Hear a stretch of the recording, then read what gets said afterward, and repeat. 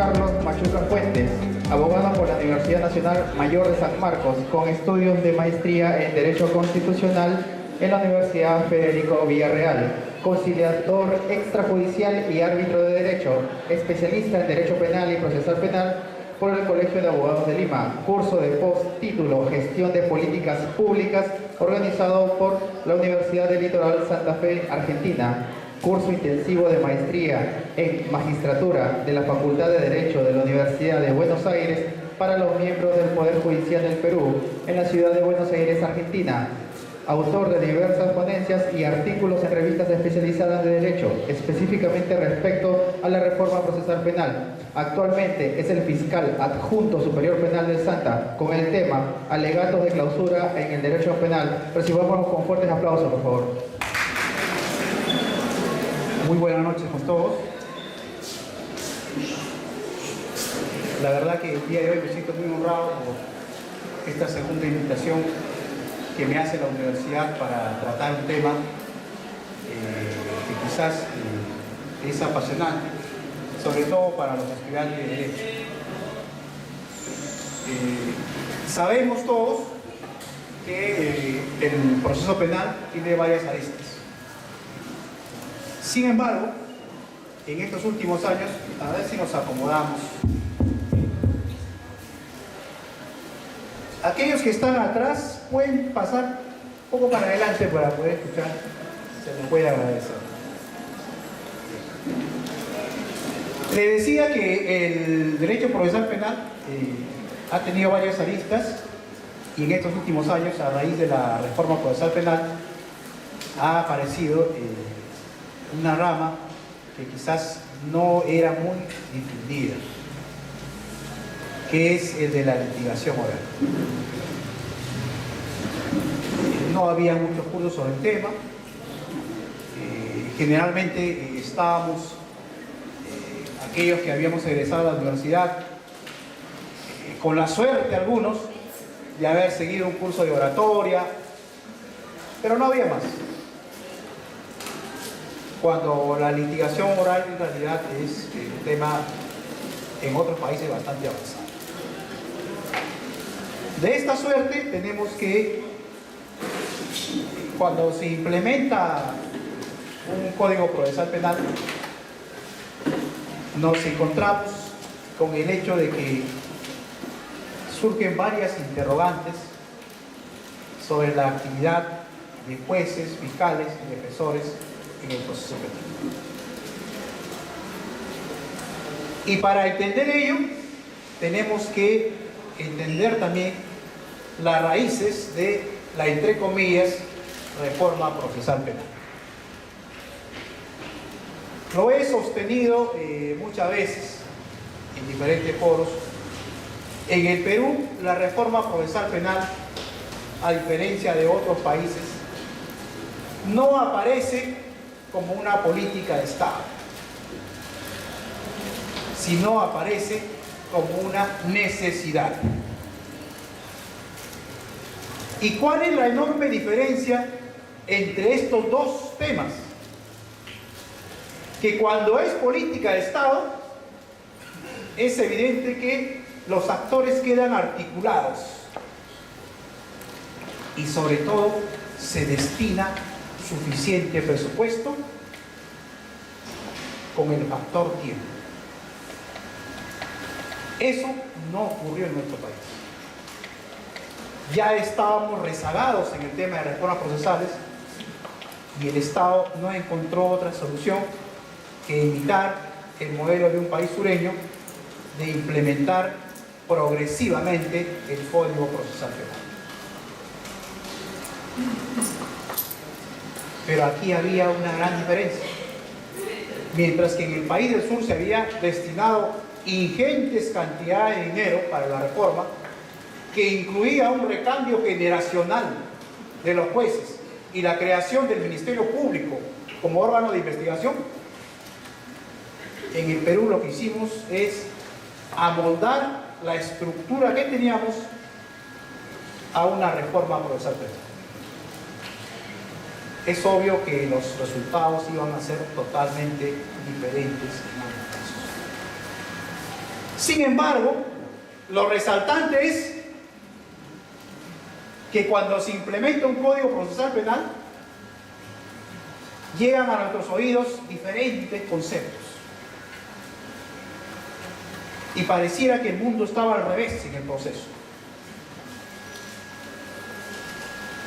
Sin embargo, el mirar con detenimiento el código nos lleva a la conclusión que algunas instituciones sí existen, pero con otro nombre, en el derogado, entre comillas, Código de Procedimientos Penales.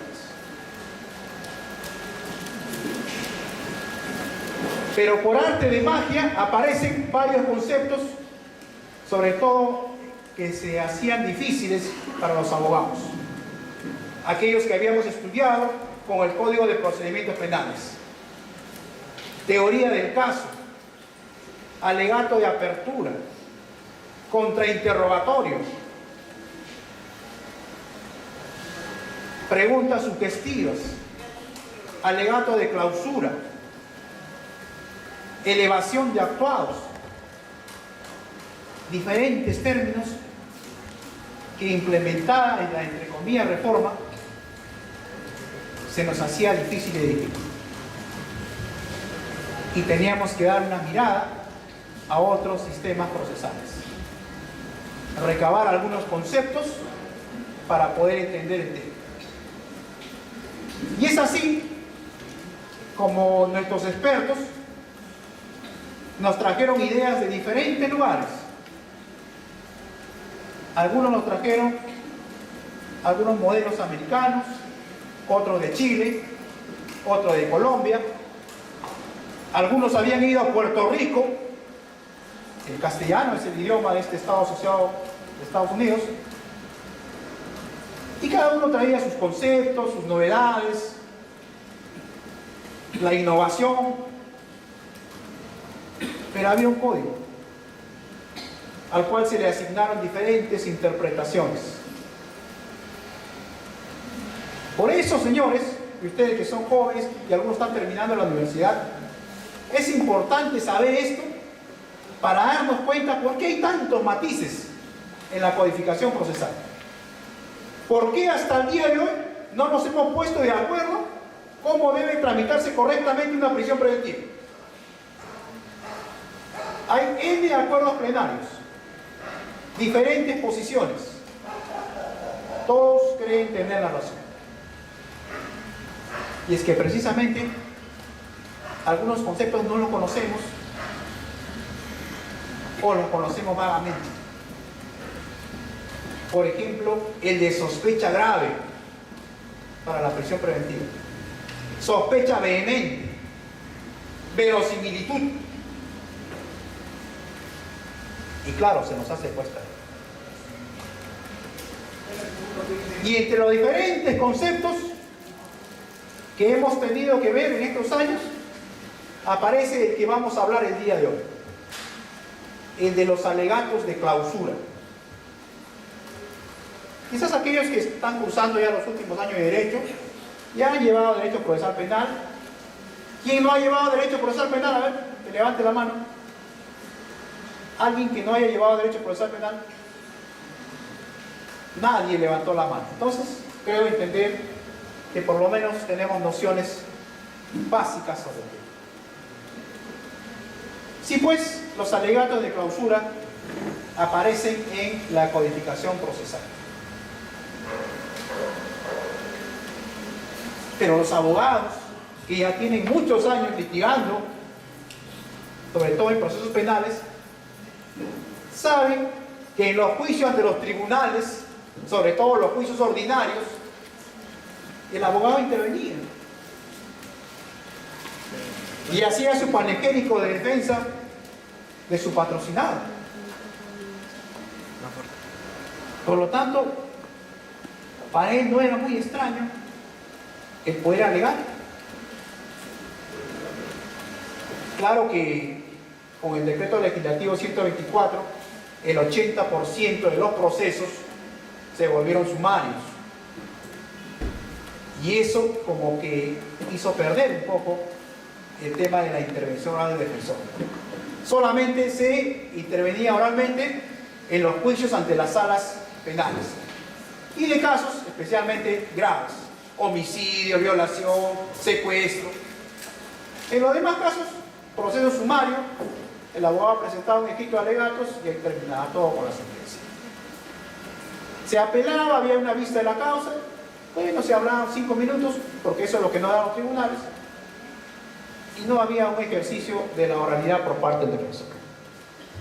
Donde sí había era en los procesos civiles.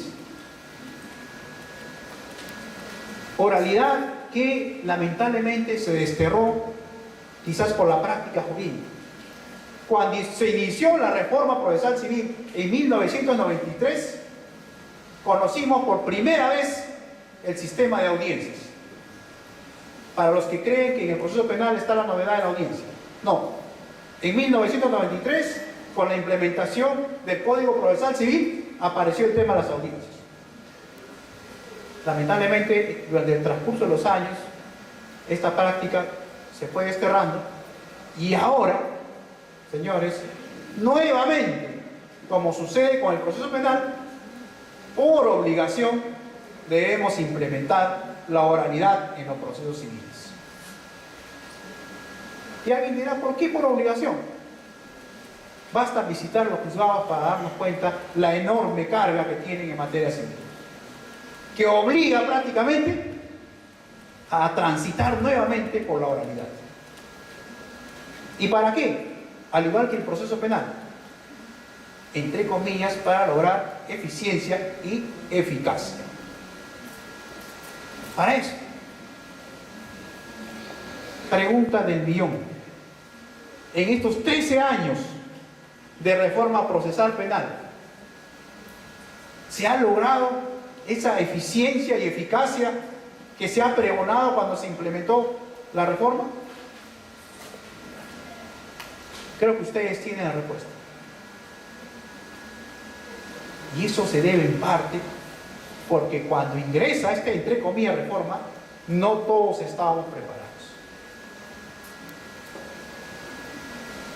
No está mal una reforma procesal, pero como dice el dicho, caminante hace camino al andar, y es evidente que hay mucho por hacer en ese tema. Dentro de ese contexto, el día de hoy vamos a hablar de los alegatos de clausura. No sé si logran ver, podemos ir pasándole a diapositivas, la siguiente. Los que pueden ver, por eso decía que vengan mucho más adelante. Miren, en la universidad se enseña muy poco los cursos de retórica. Difícilmente se enseña. Pero en realidad, el intervenir oralmente muchas veces no aparece en la universidad. Aparece desde la casa. Sabemos del niño que va a ser hablador cuando sea grande. Tiene alguna habilidad especial. Al igual que como en el fútbol, no todos podemos ser Messi, pero sí le damos a la pelota. Igual. Para dejarles en claro esta primera parte. No todos vamos a ser un Messi de la oralidad, pero sí podemos perfeccionar nuestras técnicas. Esa es la razón por la cual el día de hoy estamos parados aquí. Aportar un granito de arena. Y con un primer apunte sobre el tema. Quitarnos de la cabeza los diferentes modelos que hemos traído.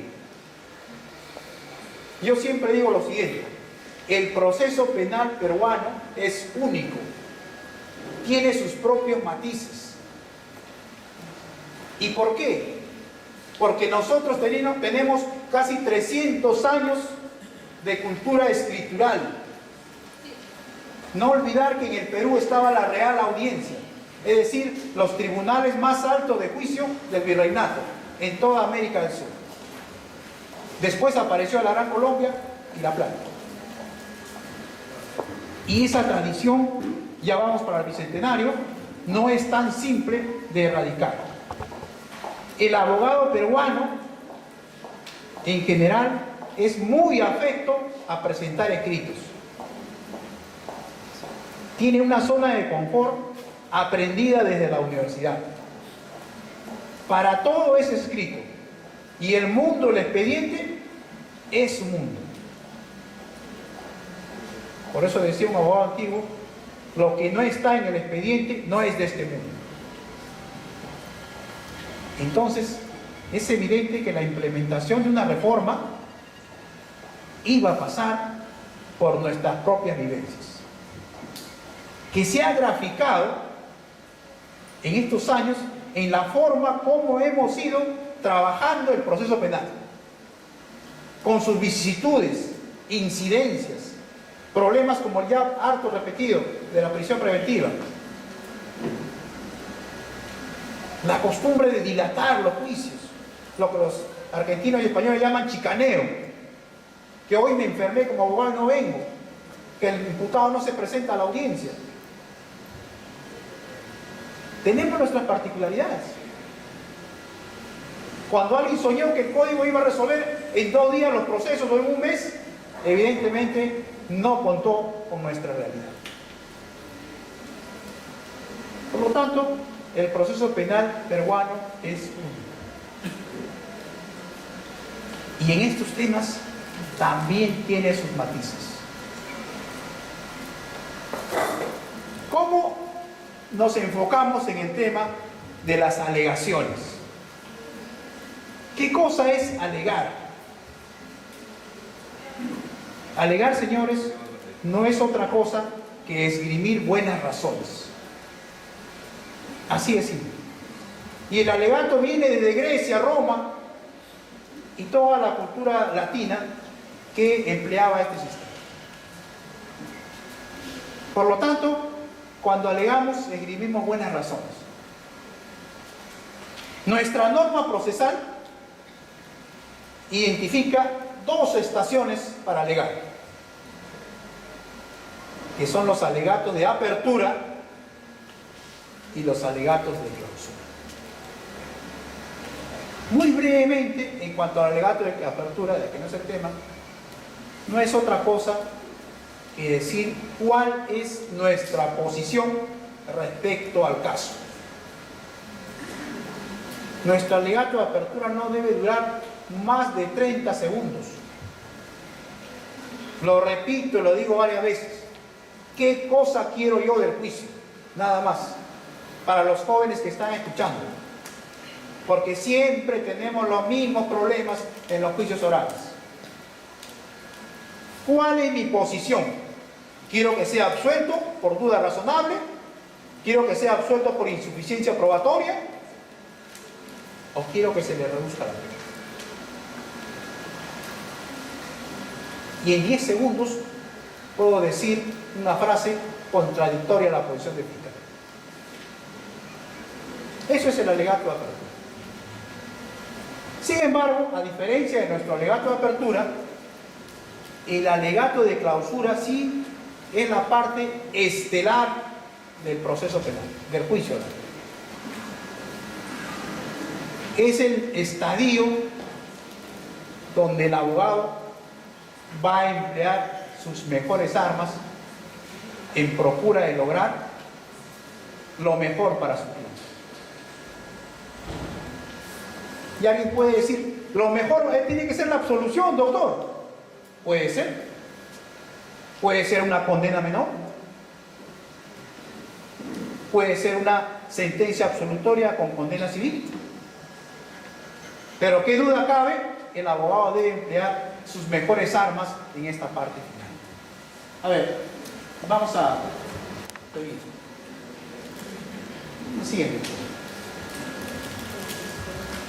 ¿Cómo han definido los especialistas el alegato de clausura? Algunos han definido como la última oportunidad para comunicarse directamente con el juez. Otros lo han definido como un proyecto de sentencia. otros como la última oportunidad de las partes para exponer al tribunal su teoría del caso. Quiero detenerme brevemente en el tema de la teoría del caso. Algunos que les gusta YouTube deben haber escuchado la conferencia del doctor San Martín, donde hace un gran cuestionamiento al tema de la teoría del caso. Él dice, no existe la teoría del caso. Y claro, él se afilia a la posición de quienes pensamos de que el Código Procesal peruano tiene su propia particularidad. Pero nos guste o no, existe un caso y científicamente debe haber una posición. ¿Cuál es la posición del fiscal? La de perseguir, la de acumular pruebas de carga. ¿Y cuál es la posición de la defensa? No es la de obstruir. La posición de la defensa es la de salvaguardar la presunción de inocencia. Esa es la posición de la defensa. Y por eso a veces cuando escuchamos, voy a demostrar que mi cliente es inocente. ¿Qué queremos decir con eso? Si la inocencia no se demuestra, la inocencia se presume. Entonces hay que tener bastante cuidado en lo que decimos. Por lo tanto, cada quien tiene su posición y cuando llega al cierre del juicio, lo expondrá y dirá de la mejor manera. Por eso es que casi todos los autores concuerdan que los alegatos de clausura tienen una función comunicativa. Decirle al juez nuestras buenas razones. Inclusive para algunos es un proyecto de sentencia. Y sí, un abogado hábil, y eso ya lo vamos sacando para la práctica, puede en sus alegatos de clausura disimuladamente tirar un proyecto de sentencia. Si yo digo, por ejemplo, que en un caso de violación a persona en incapacidad de resistir, y esta persona en algún instante de la investigación ha dicho que estaba consciente, es obvio que yo me voy a aferrar con uñas y dientes a ese testimonio. Y lo explotaré en mis alegaciones de clausura. Y cuestionaré de yapita el tipo penal. Así trabaja el abogado. No diciendo que el fiscal se equivocó. Yo vivo mi mundo, hago mi alegación y le digo al juez por qué razón debe ser absuelto. Y le he presentado disimuladamente un proyecto de sentencia. Bien, seguimos. ¿Por qué es importante el alegato de clausura, señores? Ya les dije que es el momento estelar del proceso penal. Primero, porque como vamos esgrimiendo, tiene una función comunicadora. Segundo, porque tiene una función didáctica. Es decir, ilustrar al juez. Pero cuando hablamos de didáctico, no quiere decir que el abogado señale 500 artículos del Código Procesal Penal o del Código Penal. Ese es el primer error que en estos años he podido ver. El juez sabe de derecho, señores. Y si no lo sabe, tiene una computadora y un speaker. Así que se va a informar.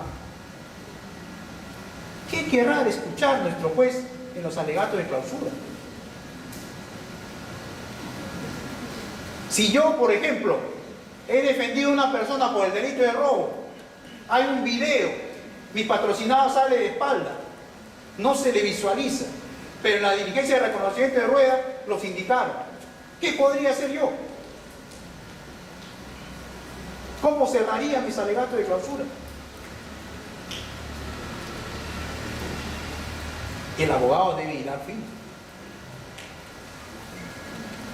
Puedo trabajar con el tema de la no certeza de la identificación de la persona.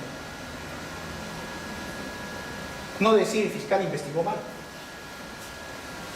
sino decir, por ejemplo, que aún cuando hay videos y fotos, no hay seguridad total de que la persona que está ahí sea mi patrocinado. Y sobre todo, instalar la duda. Y ese es un tema de otro trabajo. Instalar la duda en el tribunal. ¿Y cómo la instalas? Con las preguntas. Lo que vas a explotar en tus alegaciones de clausura. ¿Qué estás haciendo? Estás ilustrando al juez. Función didáctica. Como derecho especialmente para el acusado. Las alegaciones de clausura, señores, comprenden, a mi entender, dos puntos fundamentales: la defensa técnica del defensor y la autodefensa del acusado. En estos años que he estado, porque tengo muchos, a cargo de procesos penales y como auxiliar judicial, siempre he visto que los abogados, y ustedes que son jóvenes, van aprendiendo, eligen para el cierre del juicio que cuando a su patrocinado le pregunta, acusado, ¿tiene algo que decir? Nada. Lo que ha dicho mi abogado. Soy inocente. Dice, no puede. Ya lo conocemos. Cuando esa es una oportunidad enorme, señores, de que si el acusado es inocente, explotar ese aspecto. Si yo sé que mi patrocinado es inocente, su autodefensa será la mejor arma. No le voy a decir quédate callado. Porque como decía Marcone, inclusive las manos del acusado hablan. La expresión oral. ¿O ustedes creen que un violador de 5 niños se va a defender con tanta vehemencia como lo haría alguien que es totalmente inocente?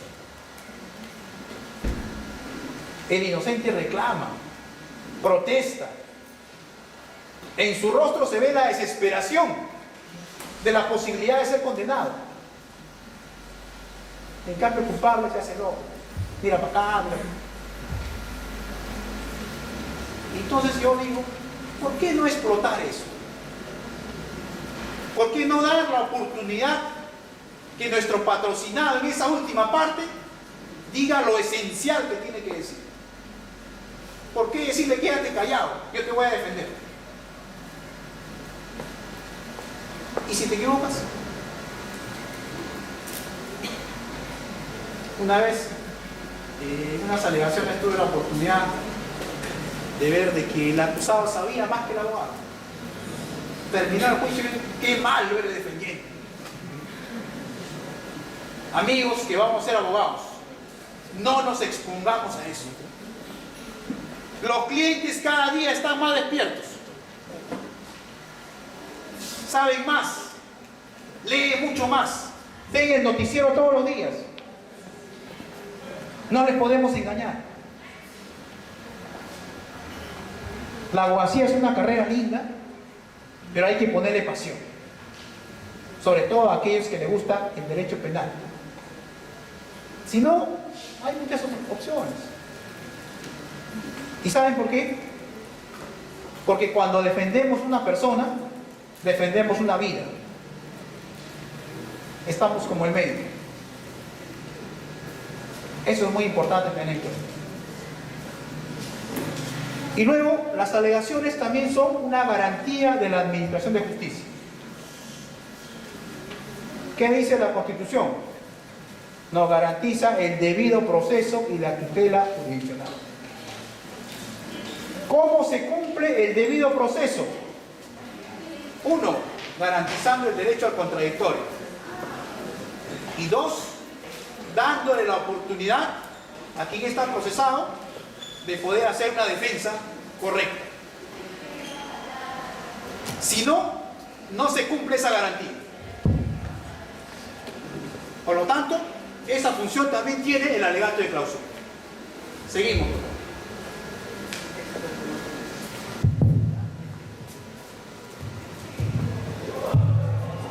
A ver, sé que en una sola conferencia no podremos cubrir todo, pero sí podemos dar varias pinceladas para abordar esta parte de los alegatos de clausura. Es decir, abordar lo que se llama la carnecita. No vamos a encontrar en los libros este tema de los alegatos de clausura, porque los modelos que hay generalmente son de Chile o Estados Unidos. Como les dije hace momentos, caminante hace camino al andar. Lo que vamos recogiendo son nuestras experiencias, lo que vamos viendo, y lo vamos enseñando para que las nuevas generaciones de abogados puedan pisar mucho mejor este campo tan difícil de la litigación oral en el Perú. A ver, ¿qué tenemos? Fundamental para hacer un buen alegato de clausura es conocer el caso.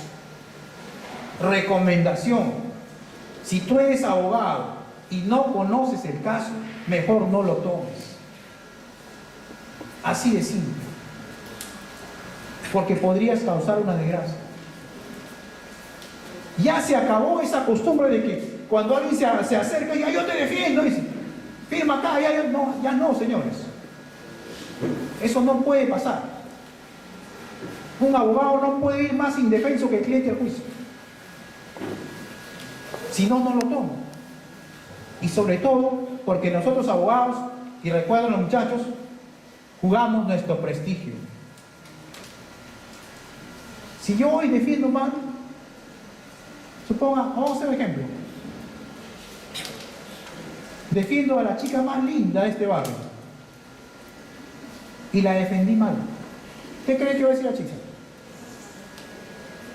Ese abogado no sabe nada. ¿Sí o no? Y todo el barrio se entera de que el abogado no sabe nada. Ya no tenemos clientes. Quiero defender, no, ¿qué te va a defender usted, doctor? Usted tiene los casos. Y esto no es chiste, ¿eh? Pasa. Cuando yo trabajaba en Lima, en el Poder Judicial, se hacía el turno del juzgado de instrucción. Y lo saben los abogados que tienen muchos años. En las afueras del Palacio de Justicia había 50 abogados y 10 detenidos. Todos ofertando sus servicios. Oficina, doctor, no, acá nomás, acá lo firmamos. Terminaba el escrito, no había abogado ni no había nadie. Eso ya no debe pasar. La triple A. Así es, el doctor lo dice con claridad, la triple A. Ustedes son el futuro de la abogacía.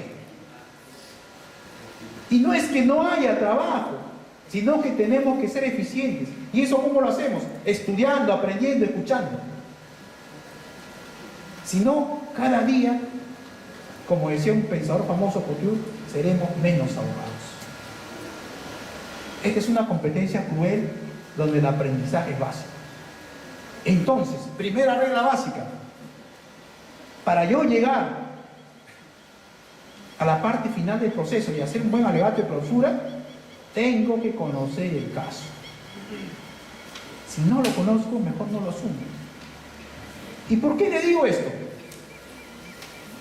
En el Perú, lamentablemente, y hay que ser francos, tengo que reconocerlo, los juicios también demoran.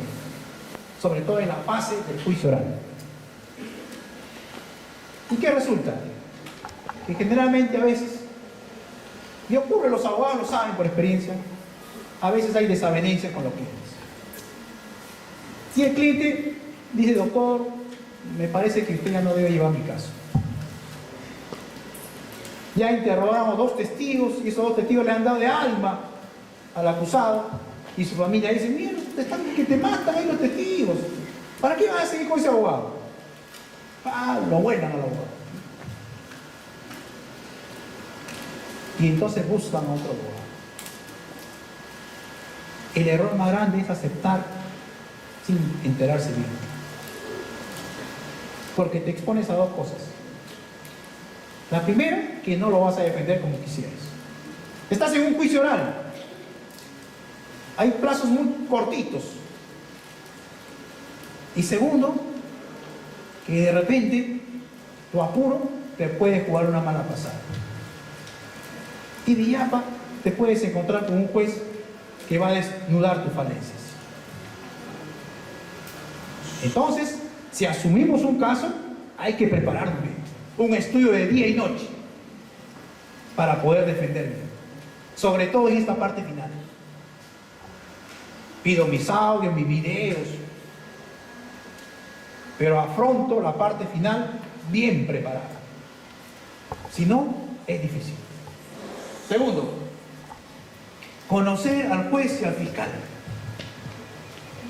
Para los muchachos que van a aprender. Los abogados que tienen experiencia ya lo saben.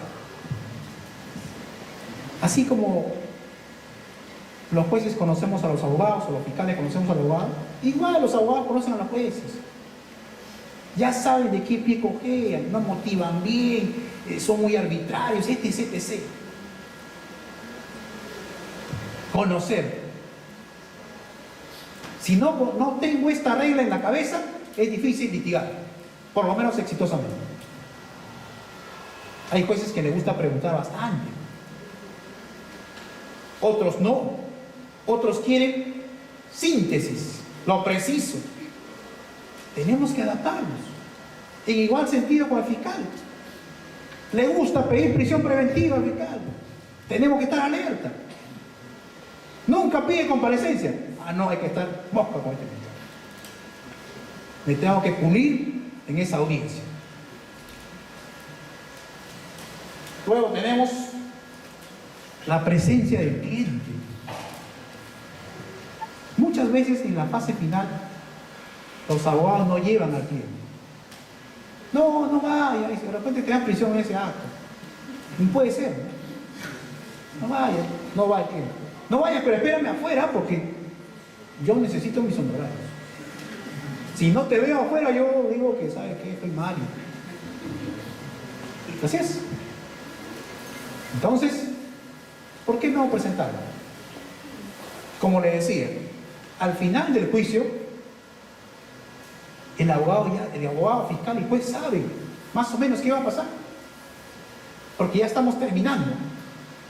Y si yo veo que mi cliente, por lo menos, no ha podido su posición de inocencia ser destruida, lo siento allí para que haga sus alegaciones. Bien vestido, bien bañado ahí, bien puesto ahí. Para decir que no rehuye a la justicia.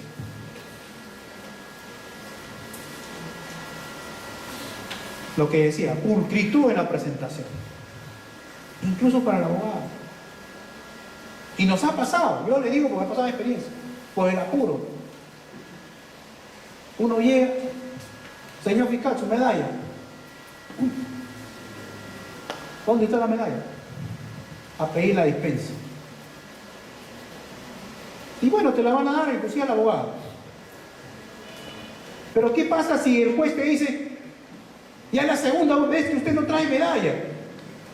Siempre viene sin medalla, viene con camisa, no viene con terno. Pero doctor, yo soy un abogado de bajos recursos. Y además no tengo por qué yo venir con terno. ¿Dónde está la norma que dice que yo debo venir con terno?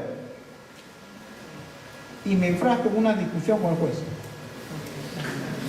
Y al final el juez dice, ya, bueno, señor, siga nomás. Ya, le escuchamos su alegato de clausura. Ya el abogado está desconectado, ya se olvidó. Más está pensando en el terno que yo compré el mes pasado que en los alegatos de clausura. En esta última fase, abogados, no podemos equivocarnos. Es la artillería final la que tiene que estar bien preparada. Luego pues tenemos puntualidad, aunque sea por única vez. Llegamos puntuales a la última sesión. Llega corriendo. Señor abogado, ¿por qué llega tarde? Señor fiscal, ¿por qué recién llega? ¿No sabe usted que yo tengo otras audiencias? Me está haciendo demorar. Y ya nos distrajimos. sobre todo cuando tenemos casos pesados, tenemos la cabeza con las ideas bien colocadas. Y si alguien nos distrae, pues todo se va. El apoyo tecnológico, cosa que los abogados no explotan mucho, salvo algunos que tienen de repente esa facilidad.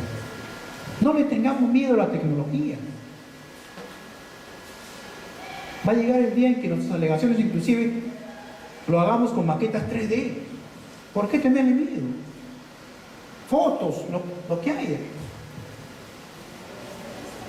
Lo que se quiere es que nuestro mensaje, función comunicativa, llegue correctamente a quienes van a decidir.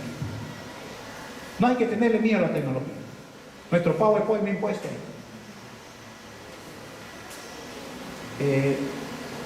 El cuidado de los apuntes, sobre todo para los que se inician en este tema, aquellos que van a ingresar, salen a la cancha, los apuntes son vitales, son necesarios, porque la memoria es frágil. Hay detalles insospechados que inclusive no aparecen de las actas y que el abogado los tiene ahí. Por eso tener apuntes es muy importante. Y lo saben los abogados que tienen varios años en la profesión. Y les trasladamos estas ideas a ustedes para que los tengan como tips. Finalmente, en esta parte, la seguridad en las afirmaciones. Para todos, cuando uno hace un alegato de clausura, debe estar seguro de lo que dice. Si no estamos muy seguros de un concepto jurídico, no lo lancemos. Sana recomendación. ¿Qué pasa si hay una réplica y yo ya he acuñado un término que ni yo mismo estoy seguro? Y nos damos con la sorpresa, sea fiscal o abogado, de que la contraparte nos da en el suelo con nuestro error de concepción. Si no sabemos algo, mejor lo dejamos ahí. El derecho es simple. Es muy sencillo decir debe ser absuelto por A, B, C, D. Nada más. Entramos a las teorías, si no lo sabemos, mejor ni la digamos. Citamos a Roxin, Jacobs. Y si después nos dicen, ¿en qué página está, señor, para buscarlo? ¿O en qué capítulo? ¿Qué decimos? Se supone que si lo hemos citado, porque lo hemos leído, ¿o no? Sobre todo aquellos, y no es tanto de broma, porque cuando veamos tema de accidente de tránsito, ahí está el tema pues de estos amigos. Infracción del deber, incremento de riesgo, nexo causal. Entonces con bastante cuidado con la teoría. Y porque las alegaciones de clausura requieren, señores, simpleza. Hay que ser precisos, darle al juez lo que quiere escuchar. Vamos, seguimos. Bien, ya hemos hecho nuestro juicio y estamos en la última parte. Nos toca los alegatos de clausura. Tenemos las recomendaciones que hemos hablado, pero hay un apunte más. Abordando esta etapa ya de manera esquematizada. O sea, ya entramos a la parte científica. De esta manera. Primero, el orden temático. Cuando hagamos alegato de clausura, los temas en orden. Supongamos que a nuestro cliente lo han procesado por 3 delitos. Miren, un ejemplo muy simple. Por robo, secuestro y coacción. Sobre el robo, los hechos dicen que nuestro cliente estuvo en el lugar de los hechos. Sobre la coacción, se nos dice que al parecer él había coaccionado a un familiar para seguir sacando dinero de un cajero, por ejemplo. Y sobre el secuestro, se tira una afirmación genérica. Si soy abogado defensor, miren ustedes, ¿cuál sería el delito que yo abordaría primero? A ver.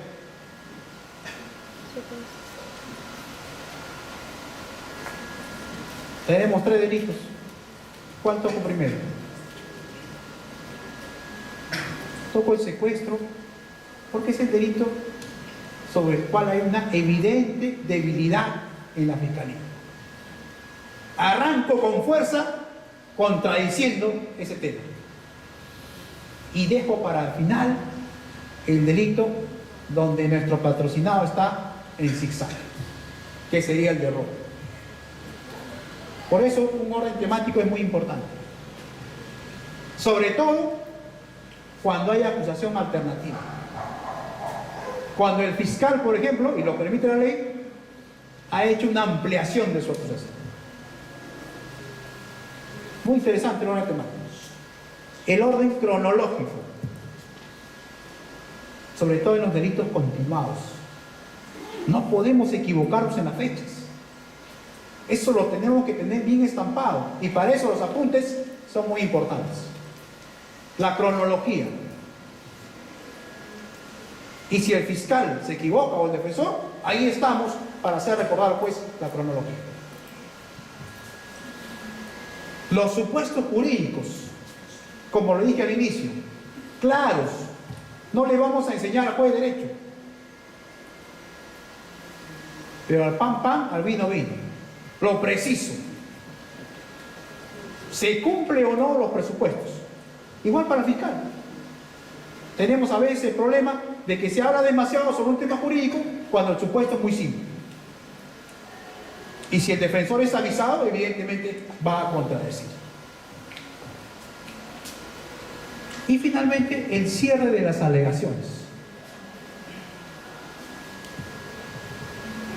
Cuando observemos un esquema como este, siempre el cierre es el más espectacular. Hay abogados que evidentemente ya con los años de experiencia manejan el tema del cierre de la alegación. Pero el cierre de la alegación tiene que ver con lo que yo finalmente voy a pedir. Para el fiscal es mucho más fácil, porque el fiscal cierra su alegación pidiendo pena, reparación civil y alguna consecuencia accesoria. Entre comillas, la tiene más fácil. Pero para el defensor el cierre es un poco más pesado. Sobre todo cuando, por lo menos en mi análisis, considero que mi patrocinado tiene la posibilidad de ser condenado. Yo les recomiendo a todos, ya no sale en publicación, el libro de Juan Marcone, Defensas Penales. Muy bueno, narra la vivencia de este abogado como defensor. Interesante su lectura, probablemente la pueden encontrar en Biblioteca Nacional o en internet también hay una subida, creo, en una página especializada. Pero muy bueno el libro. Pero los alegatos de cierre, señores, las afirmaciones de cierre son las más importantes. ¿Qué vamos a pedir finalmente? Y ahí es donde el abogado se debe lucir más, diciendo las ideas precisas por las cuales la sentencia debe favorecer a su cliente. Bien, siguiente por favor.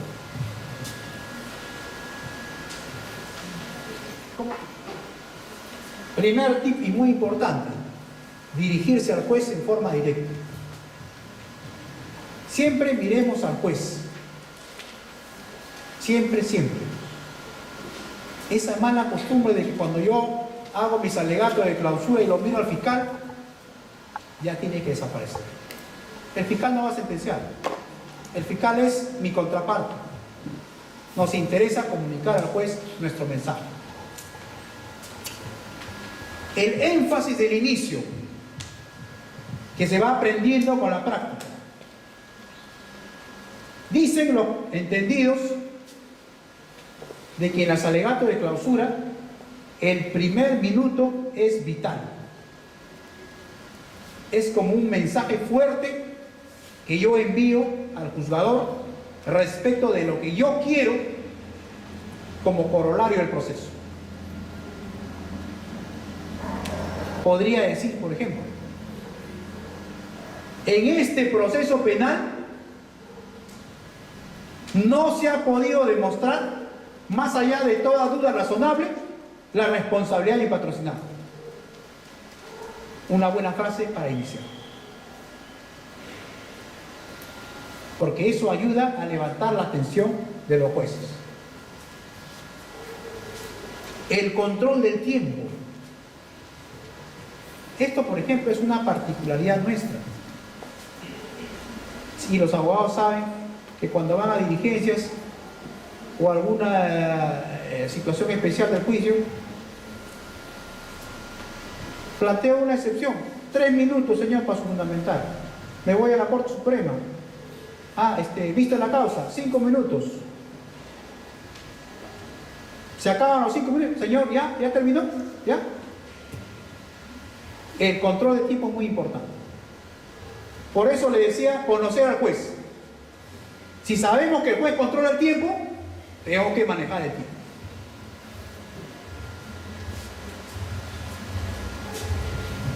Búsqueda de la eficiencia en la comunicación de los argumentos. Debo tener mucha capacidad de síntesis.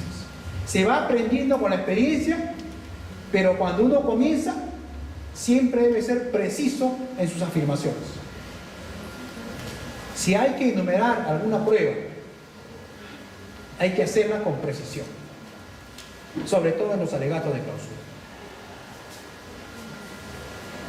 Congruencia con lo enunciado en el alegato de apertura. Eso es muy importante. Y quizás es lo que en muchos casos garantiza el éxito de los juicios. A ver, si yo he dicho en mi alegato de apertura que mi patrocinado debe ser absuelto porque él no estuvo en el lugar de los hechos. Miren, ¿qué pasaría si yo al final del juicio yo digo, señores, pongan una condena más baja porque en realidad se ha demostrado que él estuvo en el lugar de los hechos? ¿Qué creen que pensaría el juez? Que lo que oferté al inicio no tenía sentido. Y dirá, bueno, este abogado pues se le pasea la alma, no ha estudiado bien los casos. Por eso el estudio del caso es importante.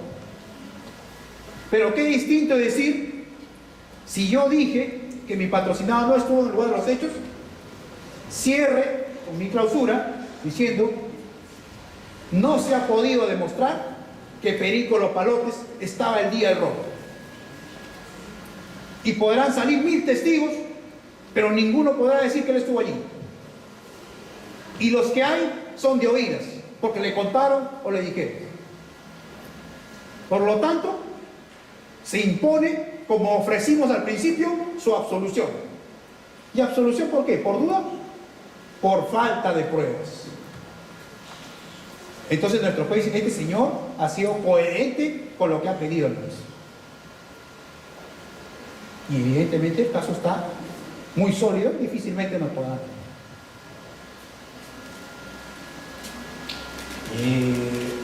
Bien, siguiente, por favor. Los alegatos de clausura rigen para todos los sujetos procesales. En el fiscal, lo que se requiere es precisión de lo que pide. Es muy bueno ir a audiencias. Les invito, vayan. Aquí hay juzgados, tribunales. Vayan a las audiencias. Vean cómo alega el fiscal. Si redunda mucho, da la vuelta sobre el mismo tema, no es preciso, porque eso se va aprendiendo. Pero el fiscal, a diferencia del defensor, tiene una obligación legal que el abogado puede explotar sabiamente. El fiscal tiene la obligación, primero, señalar claramente en su alegato de clausura el delito. Segundo, el tipo de responsabilidad del acusado. Autor, coautor, cómplice, etc. Tercero, señalar en su alegación por qué pide una pena en el quantum. Si yo pido 10 años, tengo que decir por qué estoy pidiendo 10 años. Si yo pido reparación civil, 5 millones, ¿por qué debe pagarse 5 millones? Es la única manera que un fiscal puede hacer exitosamente un alegato de cierre. Y porque además es su obligación. Seguimos ahora. Siguiente, porque es una tabla que no la tenemos. Lo importante para los que vamos a siempre ejercer la abogacía. El letrado, señores, tiene obligaciones especiales. Y entre ellas está la primera en el plano ético, la fidelidad con el cliente. Si no hay fidelidad, evidentemente no hay relación abogado-cliente. Por lo tanto, cuando entra un juicio oral, lo hace en el entendido que lo va a culminar primero. Y segundo, que va a poner su mejor esfuerzo para que el cliente pueda salir airoso en el proceso. Y eso importa, como le dije, estudiar el caso, presentar los argumentos correspondientes. Y en el alegato de clausura, como ya hemos ido viendo, la claridad de la argumentación, lo que pide y lo que se concluye.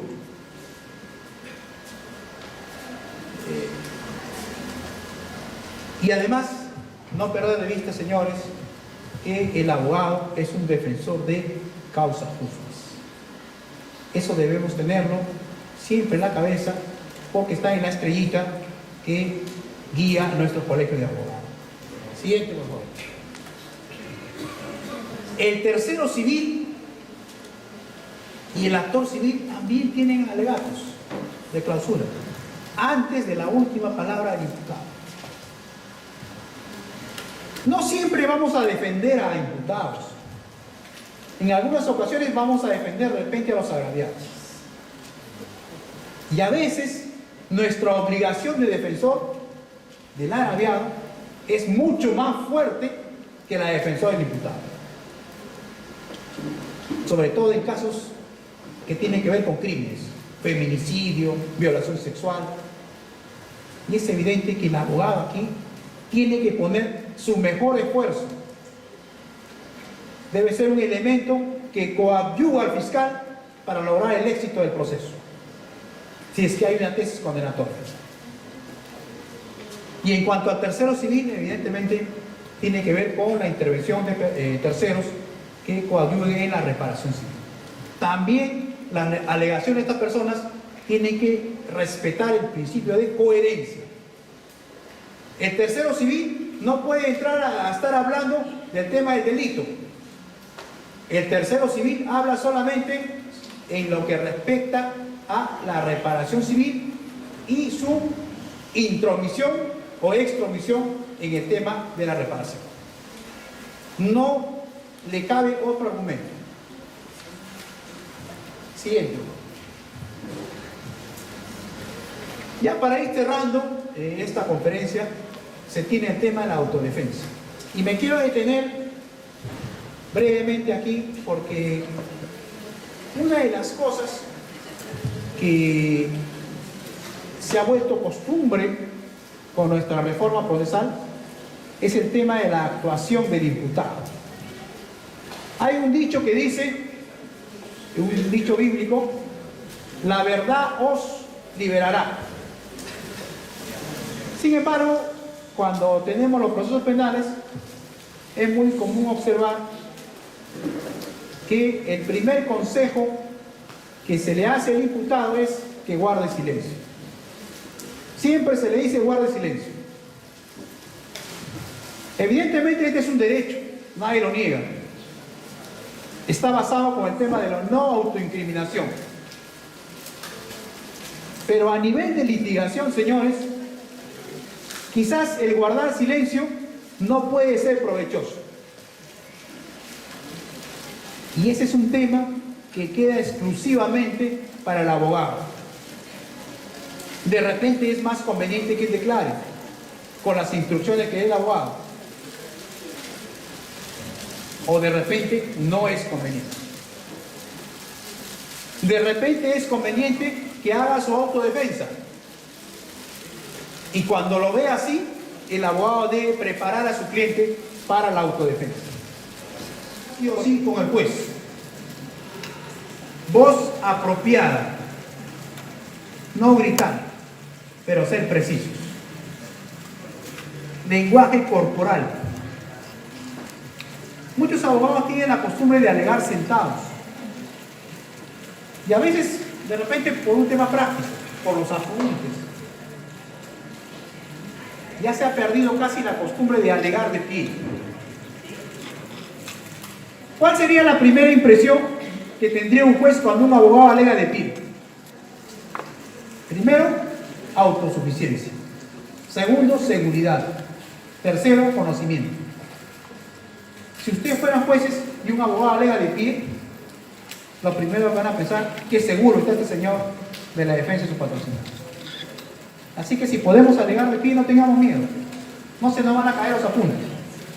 De repente la primera vez se nos rebala un papel, pero cuando agarremos práctica, vamos a poder alegar de pie. En YouTube pueden encontrar muchos videos de abogados fiscales que alegan de pie. El posicionamiento. La posición que nosotros adoptamos, muy importante, respecto al tema que se está debatiendo. Absolución, condena condicional, etc. Lenguaje claro y sencillo, ya le dije.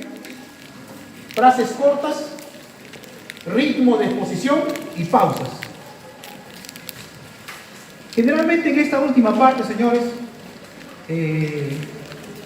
el abogado tiene que llegar con su mensaje.